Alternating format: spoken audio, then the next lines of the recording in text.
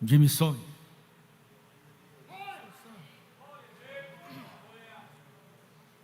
Amados irmãos, a paz do Senhor Jesus.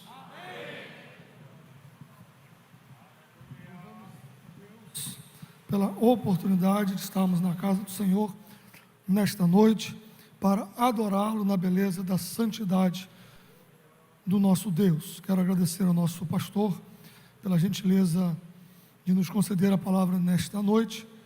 É uma honra, mas ao mesmo tempo uma grande responsabilidade ocupar este púlpito tão bem utilizado com maestria e unção pelo nosso presidente. Ontem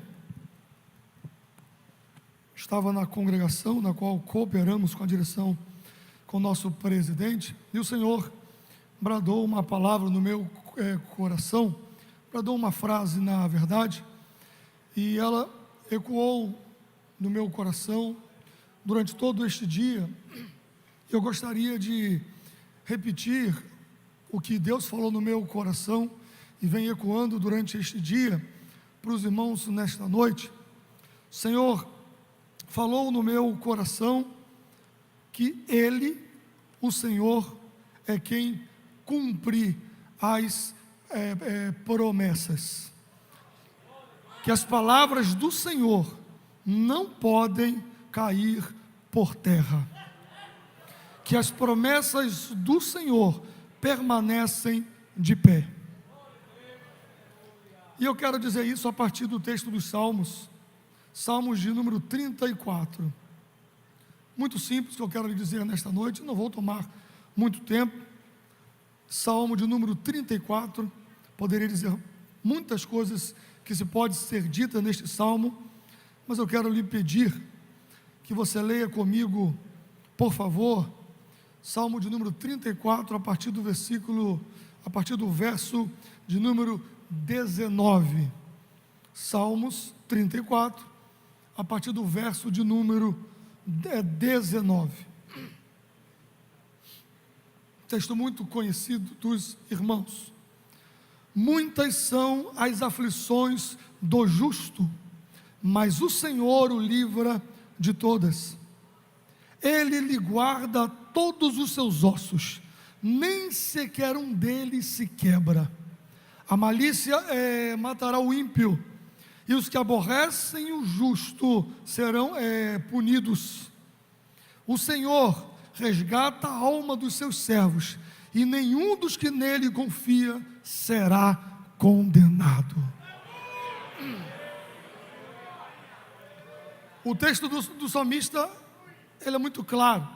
Ele, em todo um contexto das Escrituras, existem pessoas que dizem alguns outros slogans por aí, e dizem que o justo não sofre. Dizem que o justo não pode sofrer. Mas isto não é verdade, porque a Bíblia diz que o justo sofre. Sim ou não? O justo sofre, mas há uma diferença do justo para o injusto, entre tantas diferenças. E o texto que nós lemos nesta noite, no verso 19, diz: muitas são as aflições do justo, mas... Não. Você não me ouviu. Você conhece o texto, mantenha a sua Bíblia aberta. Você vai entender o que eu quero dizer nesta noite.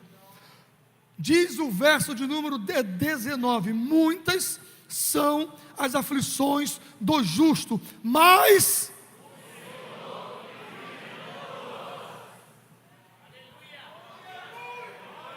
Talvez você não entenda o porquê que você está passando por diversas situações na sua vida. Talvez você não entenda por que você sofre, porque que há problemas que lhe abatem. Mas a minha Bíblia diz que mesmo que você esteja sofrendo como justo, o Senhor te livrará. O Senhor te livrará, porque o Senhor é livramento e as suas palavras permanecem de pé. E é muito interessante, e há de se pensar a respeito disso, que neste salmo, quando diz que Davi, quando ele mudou o seu semblante perante Abimeleque, que o expulsou e ele se foi, e este salmo, ele tem muitas lições proféticas nele, e é muito interessante que o salmista inclui, exatamente nesse texto, exatamente na parte final deste salmo, muito forte, ele guarda muitas são as aflições do justo, mas o Senhor o livra de todas. Ele quem? Deus. Ele lhe guarda todos os seus ossos, nem sequer um deles se quebra.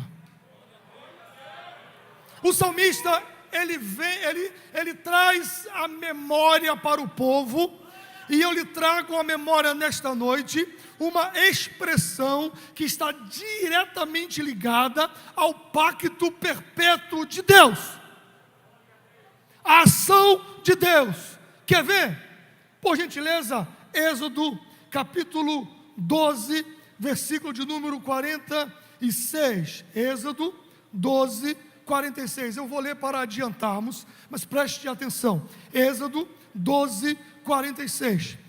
Povo de Israel, saindo do Egito, Deus institui a Páscoa como estatuto perpétuo para o seu povo. Deus orienta como deveriam celebrar a Páscoa. Deus fala sobre o ritual que deveria ser feito. E aqui, exatamente no versículo de número 46, ele diz: numa casa se comerá, não levarás daquela carne fora da casa, nem dela quebrareis osso. É a instituição da Páscoa. Ele diz: vocês vão matar o cordeiro, vocês vão comer a carne dentro de casa, porque não pode ser levada para fora, o sangue aspergido nas portas, e você não pode quebrar os ossos do sacrifício. O cordeiro não poderá ter os seus ossos quebrados. Números capítulo 9, versículo 12, por favor.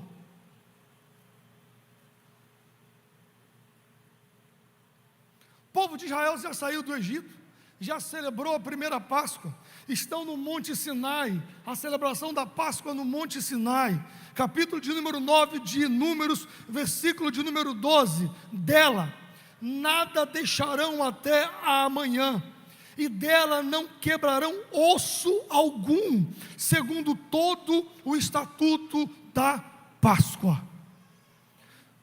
O que eu quero que você perceba é que Deus tem um rumo, Deus tem uma ordem, Deus tem um princípio e Deus tem um plano. E os planos de Deus não podem e não serão frustrados.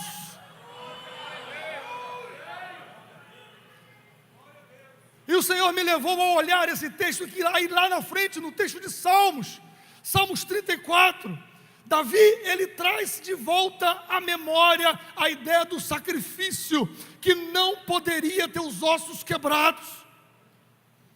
E ele diz sobre o justo, que será livre das aflições. E ele diz que ele guarda todos os seus ossos, nem sequer um deles se quebra. E aí o milagre de Deus, e você que conhece a Bíblia já está entendendo o que eu quero lhe dizer. Você vai para o Evangelho segundo João, no capítulo de número 19, versículo de número 31 em diante. Os judeus, pois, para que no sábado não ficassem os corpos na cruz, visto como era a preparação, pois era grande o dia de sábado, rogaram a Pilatos que lhes quebrassem as pernas e fossem tirados. Foram, pois, os soldados e, na verdade, quebraram as pernas ao primeiro e ao outro, que com ele fora crucificado. Mas vindo a Jesus e vendo já morto, não lhe quebraram as pernas. Deixa eu dizer uma coisa para você: os estatutos de Deus não podem ser alterados. Aquilo que Deus colocou não pode ser mudado. Não podem. E Deus bradou isso no meu coração: promessa de Deus se cumpre. Não se é possível invalidar os propósitos de Deus. Satanás tentou invalidar os propósitos de Deus. Tentou o homem no Éden. O ser humano caiu, mas a promessa foi dada: do seu ventre nascerá um que esmagará a cabeça da serpente. E a promessa permaneceu. Veio os homens de Deus, depois veio Abraão, e Deus disse: da tua descendência eu abençoarei todas as famílias da terra. Depois vem a Páscoa, a instituição. Antes da própria instituição da Páscoa, você conhece a história. Quando Abraão estava andando, Deus lhe pediu um filho em sacrifício. Abraão sobe a montanha, sobe o filho. O filho olha para ele e diz: pai, aqui está a madeira, aqui está o cutelo, aqui está o fogo, mas aonde está o sacrifício? Mas aonde está o cordeiro?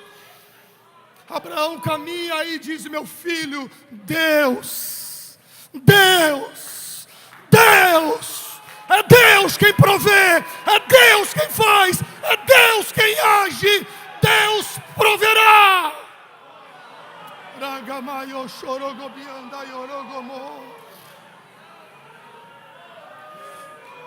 Depois é instituída a Páscoa. Deus orienta. Deus diz: você acha que é sem sentido o que Deus diz? Não quebre os ossos do sacrifício. Não quebre os ossos. Se alimentem, mas não tire a carne de dentro de casa, e nem quebre os ossos do sacrifício. Lá na frente, Satanás, ele quis desfazer as obras de Deus. Ele usa os próprios judeus, porque ele usa a própria liturgia da lei judaica do sábado, e diz: olha, não podemos trabalhar e nem os corpos ficarem na cruz. Então vai, Pilatos, deixa tirar, porque nós não podemos trabalhar no sábado, porque era o dia de descanso. Eles vão, e o texto diz claramente que foram em um e quebraram as pernas. Por quê? Porque se demorasse a morrer, quebrava-se as pernas, para que o corpo pesasse e fosse sufocado, e o crucificado morresse mais rápido ainda. Só que não era só a morte, havia um estatuto perpétuo ali, havia uma promessa, há uma linha de promessa que estava ligando aquele que estava na cruz do Calvário, que às 3 da tarde, ele olhou para o céu e disse: está consumado, a dívida está paga.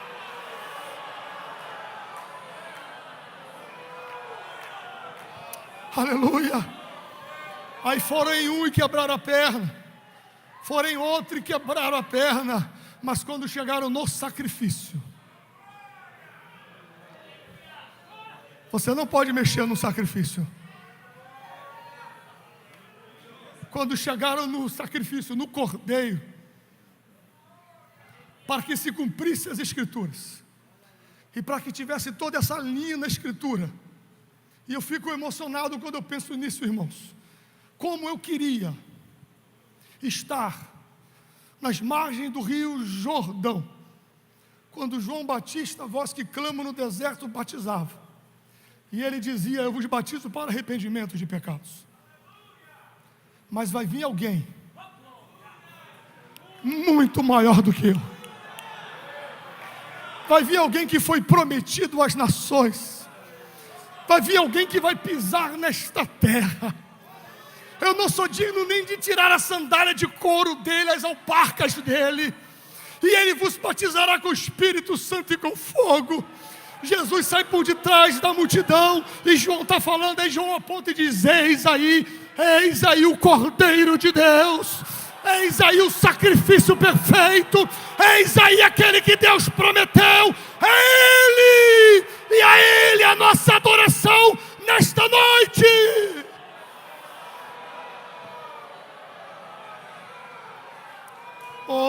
Jesus.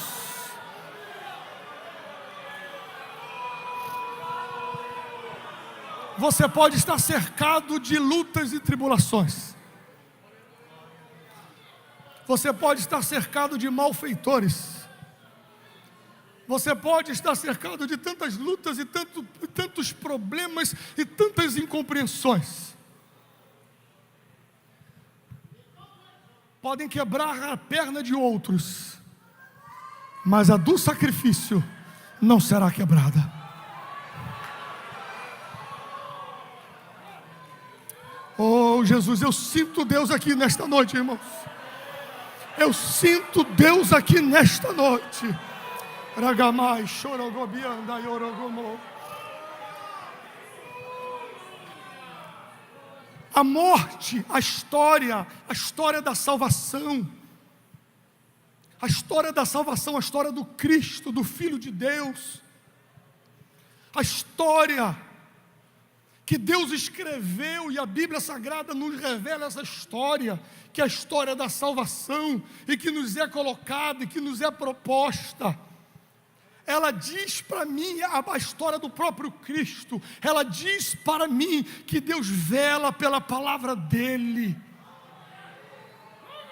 e que há milagre para aqueles que se colocam debaixo do sacrifício da aliança, que há proteção para aqueles que estão debaixo, que andam na sombra da cruz do Calvário. Existe proteção. Você habita em Deus. A sua proteção não sou eu, não é o presidente da igreja, não é poderes nenhum deste mundo, mas nós habitamos no esconderijo do Altíssimo e descansamos à sua sombra.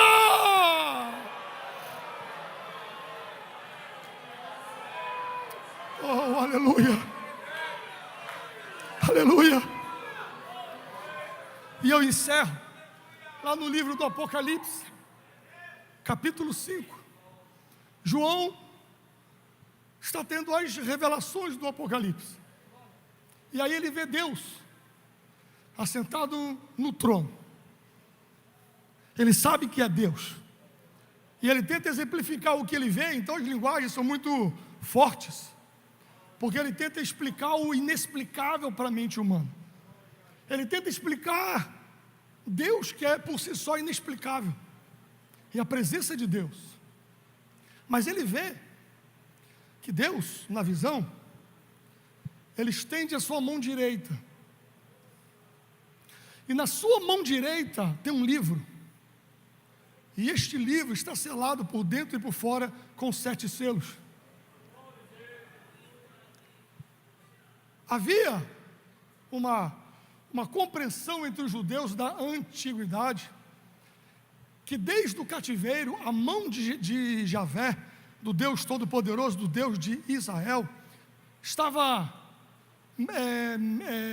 metaforicamente falando, a mão de Deus, a mão direita de Deus estava nas costas. Ele havia botado as suas mãos direita nas costas. Que na leitura dos Salmos, e eu não vou voltar a outras leituras, já estou encerrando. Na leitura do Salmo você vai encontrar em muitos lugares que a destra de Deus, a mão direita de Deus faz proezas, que a destra de Deus, a mão direita de Deus sustenta, que a mão direita de Deus dá vitória, que a mão direita de Deus estabelece reinos, inícios e fim. A mão direita de Deus, no contexto bíblico, está ligada à ação de Deus. Então, quando João vê o trono e a mão direita de Deus estendida, ele sabia que algo estava para acontecer. Era notório, e os seus leitores também depois, que algo extraordinário estava para acontecer. E aí o texto de Apocalipse 5 me diz que um anjo forte, como diz o pastor José Carlos, se diz que é um anjo forte, porque também tem anjo fraco, né? E o texto me diz que um anjo forte clama, grita em alta voz, com megafone espiritual, com o som mais potente que a humanidade já poderia inventar, porque a voz daquele anjo ecoa entre vivos e mortos. Quem é digno de tomar o livro nas suas mãos e desatar os 7 selos?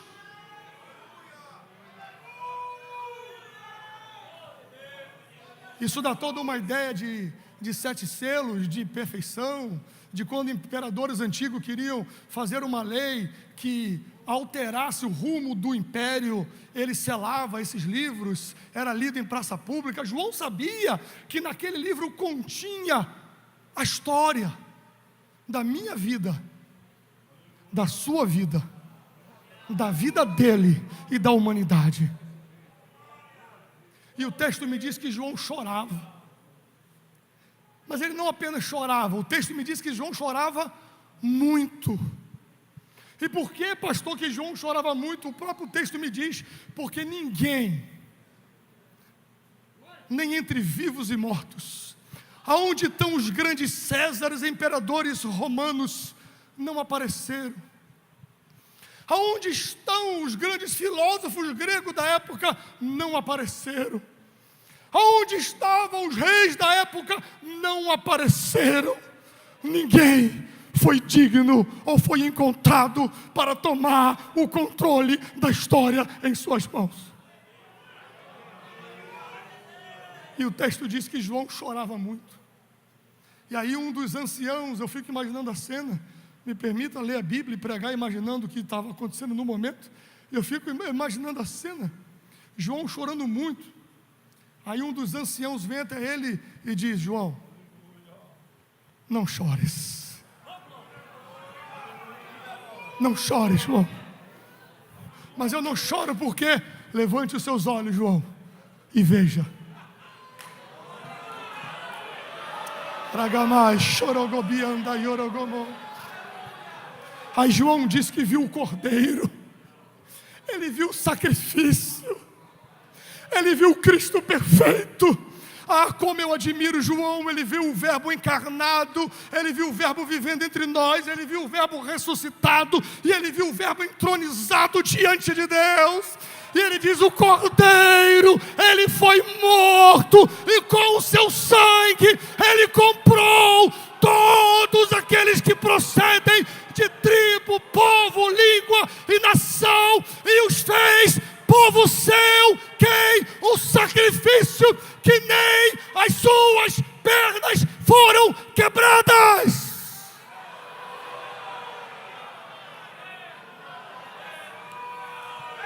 Qual é o problema que você tem?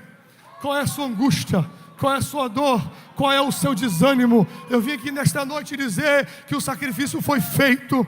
Os estatutos de Deus não podem ser alterados. Não podem ser alterados. E se Jesus Cristo veio como nós cremos que Ele veio, se Ele viveu entre nós, se Ele morreu, se Ele ressuscitou, Ele é o plano soberano de Deus, como o apóstolo Paulo disse, um mistério que esteve oculto pelos séculos e dos séculos, que aprove a Deus revelar que é Cristo em vós, que é Cristo em nós, a esperança da glória.